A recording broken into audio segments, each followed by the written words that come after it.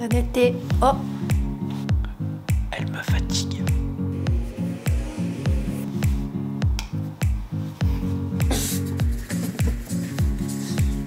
Bienvenue dans la cuisine de Julie. Aujourd'hui, nous allons faire un cookie au chocolat. Yo! Ça c'est fait, l'intro, c'est bon.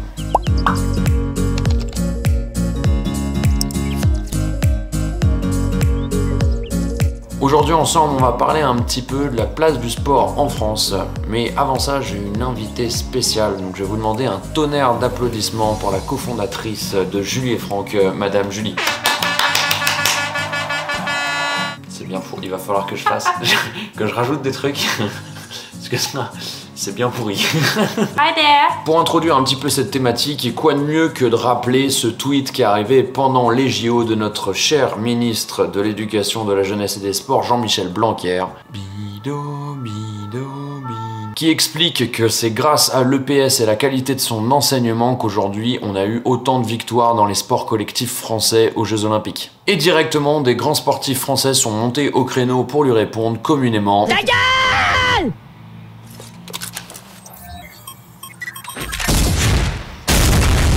À ce sujet, ce qui est assez intéressant dans notre couple avec Julie, c'est qu'elle a fait toute sa scolarité à l'étranger, notamment aux États-Unis et au Canada, et moi j'ai fait toute ma scolarité dans les bonnes vieilles banlieues parisiennes. Donc on va pouvoir voir justement l'énorme écart qu'on a dans les systèmes éducatifs qu'on a eu. Coucou tout le monde. Je reste sur la pointe des pieds ou je peux... Elle est beaucoup trop petite. Là, je m'assois sur le comptoir, c'est maybe too up close and personal.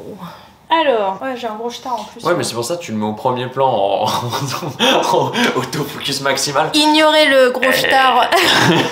Bon, je redescends. Pour introduire un petit peu ce sujet, on a trouvé un article qui était intéressant, bon, qui est pas le plus objectif possible parce qu'il vient justement d'une agence spécialisée pour obtenir une bourse sportive et faire ses études aux États-Unis. Ouais, il y a un certain conflit d'intérêts, maintenant il dépeint très bien le tableau qu'il y a là-bas. Oui, et puis c'est très vrai.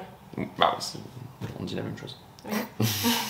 Alors du coup, le sport aux États-Unis a une place très importante dans la société. Depuis l'école primaire jusqu'à l'université, les jeunes sont encouragés à pratiquer leur sport. Donc les rencontres entre les high school, les lycées du coup, peuvent atteindre des affluences folles et certains matchs universitaires déplacent près de 100 000 supporters. Les médias s'arrachent les rencontres, les matchs sont retransmis à la télé ou même mieux sur internet. Les stades sont remplis, les sportifs encouragés et reconnus, que ce soit chez les hommes ou chez les femmes, être sportif est une qualité. Contrairement à la France ou à la plupart des pays du monde entier, les États-Unis intègrent le sport et la formation des athlètes au cœur de leur système éducatif, scolaire et universitaire, en lui donnant une place considérable. Les athlètes de chaque programme sportif universitaire viennent de partout dans le monde. Bref. Le sport universitaire aux États-Unis est aussi important que le sport professionnel. Les moyens financiers sont incroyables, les infrastructures, centres d'entraînement et staff technique sont équivalents à des clubs professionnels. Et puis enfin, les universités jouent le rôle des centres de formation avec l'avantage considérable d'offrir un diplôme de renommée internationale à la sortie. Le sport universitaire est le lien entre les jeunes athlètes et les clubs professionnels. De nombreux athlètes américains, mais également des sportifs internationaux sont passés par ces universités dans de nombreux sports avant de devenir professionnels. Donc par exemple dans le basket, nous avons Michael Jordan, Shaquille O'Neal, etc. Et puis bah il y a Tom Brady. Tom Brady. Déjà, dans cet article, on peut comprendre qu'il y a quand même un gros écart avec ce qu'on fait en France, en tout cas que le sport est mis en avant dans le système éducatif américain.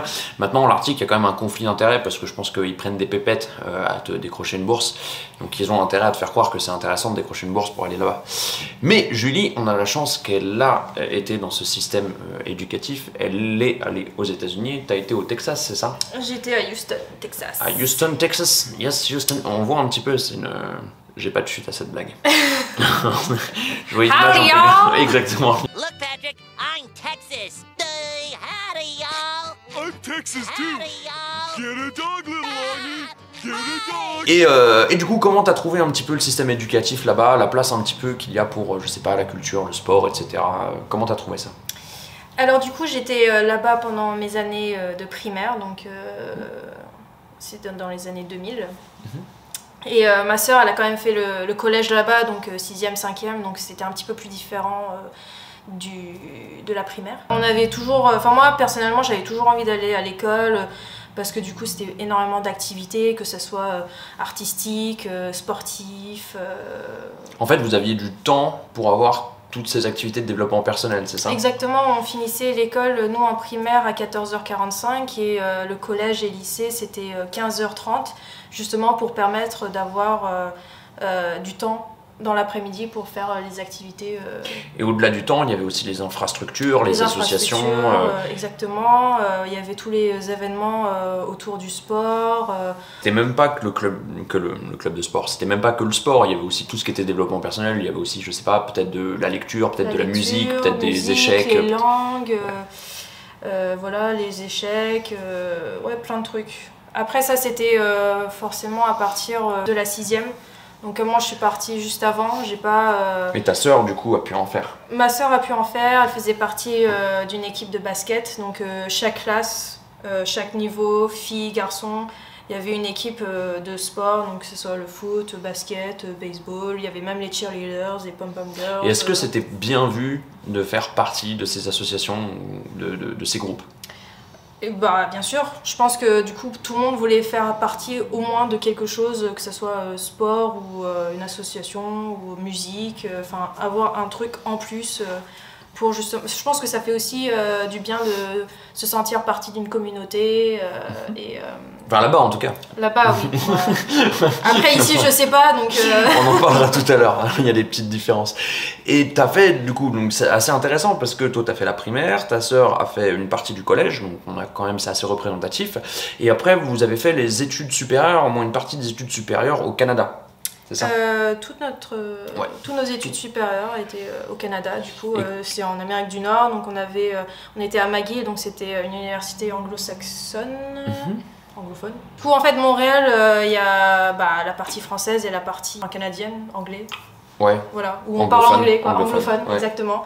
Donc du coup, McGill en faisait partie. On pouvait retrouver tout ce qu'on voyait, par exemple, à la télé, dans les films, où du coup, on était sur le campus, on avait les sportifs avec leurs pulls, leurs hoodies, Et parlant de ça, d'ailleurs, tu m'avais dit que même en classe... Ah oui, il y avait par exemple, oui, moi j'étais dans la faculté de gestion, donc généralement c'était énormément de travail en groupe, des présentations, etc. Donc on avait l'habitude de s'habiller, classe. Entre guillemets classe. Parmi les élèves de la faculté de gestion, on avait aussi des élèves par exemple de l'ingénierie et il y en avait un par exemple qui était venu avec son jogging, son pull de son équipe de foot. Et c'était pas du tout mal vu. Il se démarquait parce que du coup on savait qu'il faisait pas partie de la faculté de gestion. Mais en gros c'était trop cool, il fait partie de l'équipe de foot. C'est quelqu'un qu'on... Foot américain du coup? Non, il y a le soccer. Quoi, Juste on a un truc qui s'appelle le yearbook. Voilà. Donc le yearbook c'est en gros le livre de l'année. Chaque année on a un livre... Je tiens à applaudir cette traduction. Non, mais yearbook, il y en a sûrement beaucoup qui n'avaient pas compris que le yearbook c'était le livre de l'année. En gros, on rassemble les photos de l'année, les événements, on a aussi portrait individuel de chaque élève. Ce qui est intéressant, c'est de voir la place dans ce livre que prend justement les associations sportives et les différentes choses. Par exemple, le livre qui est assez épais quand même, il fait combien de pages ? 250 pages, il est divisé en 5 et une des 5 parties c'est la partie sportive. La partie sportive. Voilà, donc tous les clubs de sport, toutes les équipes de sport, tous les joueurs de sport, tout ça c'est mis en avant. Ok.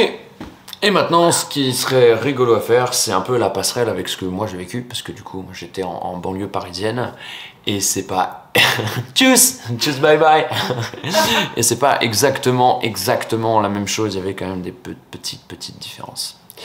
Alors déjà, je vais commencer par parler de l'EPS, parce qu'on a introduit cette vidéo en parlant de l'EPS, et c'est quand même très important, parce que c'est la partie sportive obligatoire, entre guillemets, je mets des guillemets tout de suite, parce que c'est clairement pas obligatoire en France dans le cursus éducatif. Déjà, comment ça se passe en France, les cours d'EPS? Déjà, avant même avant même de parler de tout ça, il faut savoir que moi j'ai été dans du privé, j'ai été dans du public, j'ai été dans du public polyvalent où c'était la zone, j'ai fait un petit peu tout ce qui est possible de faire en tout cas en banlieue. Donc le point de vue que j'ai là-dessus est assez représentatif puisqu'il englobe tout ce qu'on est capable de faire. Alors déjà comment ça se passait le PS? Le PS déjà peu importe privé, public, tout ce que vous voulez, les filles n'en faisaient pas. Pourquoi les filles n'en faisaient pas? Parce qu'elles arrivaient avec leurs petites mots, règles douloureuses, excusez-moi, j'ai mes règles 4 semaines par mois, donc je vais éviter de faire du sport. Oui, je vais faire des généralités, elles sont pas toutes comme ça, certaines faisaient un peu de sport. Les garçons, c'est la garderie, c'est la bagarre, ça fait n'importe quoi, ça fout le bordel. Et les profs sont en train de lutter pour pas tomber en dépression parce qu'ils ont absolument aucun levier pour faire cesser ça, parce que c'est pas avec le coefficient -5 de leur activité qui compte dans la moyenne générale qu'ils vont pouvoir faire quoi que ce soit, ils ne sont absolument pas pris au sérieux. En plus, le PS, c'est quoi? Bah, c'est 2 heures par semaine, voilà, uniquement. Et en dehors de ces 2 heures, bah... y a rien. Dans ces 2 heures, faut bien sûr compter le temps de déplacement parce que c'est jamais vraiment collé au lycée, il faut toujours marcher un petit peu, le temps pour se changer dans les vestiaires. En fait, t'as 1h30 de garderie une fois par semaine. Les infrastructures, bah je sais pas si c'est vraiment utile d'en parler, c'est complètement délabré, il y a absolument aucun budget et c'est le bordel. Et comme je vous disais, en dehors de ces 2 heures, il n'y a pas d'activité, il n'y a pas d'association, il n'y a pas déjà pas le temps de faire tout ça parce que nous on va pas finir à 14h30 ou 15h30 pour nous laisser le temps de nous développer personnellement, on va finir à des bons vieux 18h avec 2 heures de travail à rentrer chez toi et devinez quoi, le résultat bah il est pas meilleur qu'ailleurs alors que pourtant on te blinde le ciboulot de merde et que t'as pas le temps de faire de sport à côté. Oh oui j'ai dit de merde, je suis un petit peu grossier, c'est pas toujours du caca qu'on met dans ta tête. Par exemple, dans mon lycée, l'AS, donc c'est les associations sportives, moi je suis peut-être obligé de l'expliquer à même des Français parce qu'ils ne savaient même pas que ça existait, il y a certaines associations sportives dans les lycées, l'AS volley, c'est moi qui ai dû la créer, j'ai dû aller recruter des joueurs dans mon équipe, faire le tour des « toi tu sais jouer, ça t'intéresse, t'es libre tel jour à telle heure, on essaye de s'entraîner ensemble ». J'ai dû la créer, j'ai fait aussi de l'AS en faculté et à chaque fois tu peux te rendre compte qu'il n'y a aucune valorisation de ce que tu es en train de faire. Les gens qui t'encadrent sont des gens, c'est complètement bénévole, donc il faut vraiment qu'il y ait des volontaires. Les infrastructures, on essaye de te trouver le truc le moins cher possible quand il y a des dispos, c'est le bordel aussi. Et derrière, que tu ramènes des titres, que tu fasses des belles... Enfin, t'es invisible, de toute façon t'es invisible, personne ne sait même que t'es là. Donc c'est très marrant ce petit contraste qu'il y a avec les États-Unis où t'es mis sur un piédestal, c'est beau gosse quand tu fais partie d'une association sportive et que tu représentes ton lycée, les gens sont fiers de toi.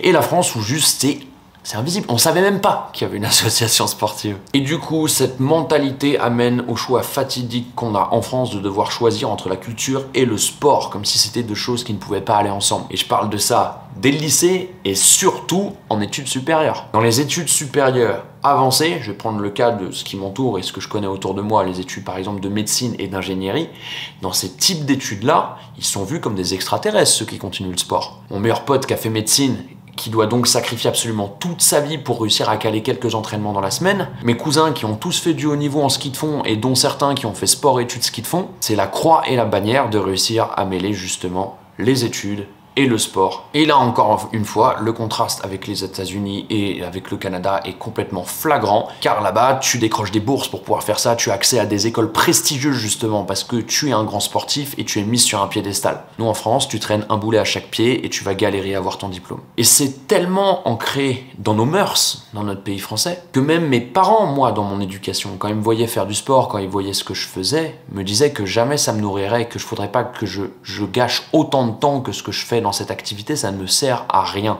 Parce que même l'idée de pouvoir vivre du sport ou se développer grâce au sport, en France, elle n'existe pas. Si tu es sportif, c'est que tu es un putain d'illettré tocard. C'est aussi simple que ça. Tu es sportif, tu as dû choisir entre le cerveau et les muscles quelque part dans ton cursus. C'est ça, les mœurs en France. Par exemple, en France, il faut savoir qu'il existe un statut sportif de haut niveau. Quand tu arrives à un certain niveau d'excellence sportive, en France maintenant, il existe un statut de sportif de haut niveau et tu as donc des, je sais pas si on peut appeler ça salaire ou indemnisation, tu reçois de l'argent de l'État. Et il y avait notamment, c'est Panache, donc The Panache, un powerlifter français qui en avait parlé dans certaines stories, donc impossible de remettre la main dessus, mais qui disait que voilà, c'est absolument pas ce qui peut te faire vivre quand tu vas toucher du 500 balles par mois. Qu'est-ce que tu veux faire avec 500 balles par mois? Genre au maximum dans les recherches que je suis allé voir, il parlait de 1200 et des bananes par mois, mais ça couvre même pas tes déplacements quoi. Ça couvre pas la bouffe que tu dois avoir à côté, tu ne vis pas avec ça. Alors que tu vas te retrouver dans certains pays avec des bourses dans tous les sens pour pouvoir voilà, que tu puisses continuer à te développer dans le sport et dans le reste. C'est quand même triste de faire partie d'un pays où on a des champions du monde. Donc je reviens sur Panache, qui depuis est champion du monde de sa catégorie. Je parle de Lia aussi, qui est championne du monde de sa catégorie. Là encore, c'est du powerlifting, c'est de la force athlétique. Et c'est des gens qui doivent travailler à côté et qui pourtant en plus ne vivent pas dans le luxe. Enfin, c'est limite la précarité, alors que ces gens sont juste les élites mondiaux de leur discipline. On devrait leur dégager du temps pour qu'ils puissent s'entraîner et continuer à représenter la France à l'étranger avec ce niveau de prestige. Et là, pourtant, on leur demande de bosser à côté parce que ce qu'ils font, c'est pas suffisamment bien pour ramener assez d'argent, quoi. Donc bon, c'est quand même fou quand tu vois que le ministre en charge de ce pôle-là est capable de te dire bravo, bravo, on se gargarise, on est vraiment génial, c'est grâce à nous qu'on est comme ça, qu'on a eu quelques médailles au JO. Enfin non, ça c'est grâce à tous les bénévoles en France, c'est grâce à tous ceux qui s'arrachent et qui foncent dans ce cursus sportif qui est en fait un piège, qui est extrêmement difficile, pas valorisant du tout. Enfin en fait, c'est grâce à tout, sauf au système. C'est grâce à tous ces gens qui rentrent dans le système et qui se battent au quotidien. Et il y en a. Donc par cette vidéo, je tenais à remercier tous les bénévoles, tous les passionnés, peu importe le secteur sportif possible, parce que c'est eux qui tiennent à bout de bras le niveau sportif français. Et je tenais à vous dire en plus que tout ça peut changer. Et que tout ça ne dépend que de nous. Bien sûr, ça va pas changer par le haut. Hein. C'est pas l'État qui d'un coup va se mettre à glorifier le sport en France. Ça, c'est clairement pas possible. Mais si nous, le glorifions, si nous le remettons sur un piédestal qui devrait être le sien, les choses petit à petit vont changer, croyez-moi. Donc ça ne dépend que de nous. Bon, on arrive à la fin de cette vidéo. On espère que ça vous a plu. Comme d'habitude, si jamais dans votre quotidien vous avez besoin d'un petit coup de main, que ce soit sur la partie sportive avec moi ou la partie nutrition avec Julie, vous n'hésitez pas, vous nous écrivez sur n'importe quel réseau social, mais en fait on en a qu'un. Vous nous écrivez sur Insta et on vous répondra. Alors moi j'ai plus de place en ce moment, mais pour les clients ça peut partir et revenir, donc n'hésitez pas à nous écrire. Julie, il lui reste encore un petit peu de place, et même si c'est juste des questions, hein, comme... Oui, si c'est juste des questions, et puis ma partie c'est beaucoup de formation. Ouais, sa partie à elle, moi c'est du programme, elle c'est beaucoup d'informations et de formation justement. Si vous êtes attiré par tout ça, vous n'hésitez pas à nous envoyer un petit message. Comme d'habitude, on s'abonne, c'est très important, c'est comme ça que vous nous soutenez. On s'abonne, on lâche un petit pouce, on partage, on commente, toutes ces petites actions là qui nous font du bien. Et sinon, nous on vous dit à mercredi prochain. Salut tout le monde.